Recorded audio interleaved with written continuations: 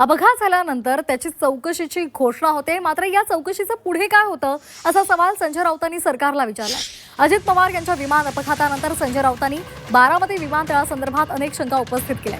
अनेक महत्त्वाच्या व्यक्ती या विमानतळावर उतरत असताना सुद्धा या विमानतळावर महत्त्वाच्या सुविधा नसल्याचा दावा राऊतांनी केलाय।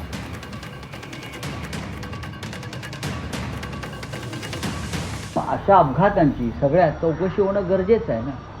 आम्ही महाराष्ट्राचा एक महत्त्वाचा माणूस त्यात गमावलेला अजित पवारांचा, याची जबाबदारी DGCAला घ्यावी लागेल। अशा प्रकारचे एअरस्ट्रीप किंवा विमानतळं तुम्ही चालू कशी देता?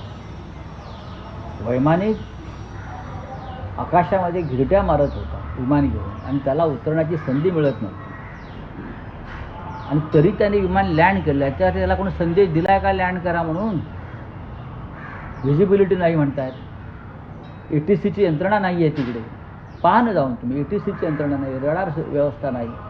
ज्या ज्या गोष्टी विमान संचलनासाठी आवश्यक असतात त्या बारामती विमानतळावर नसतील किंवा महाराष्ट्रामध्ये देशामध्ये अन्य विमानतळावर नसतील तर DGCA काय करतात?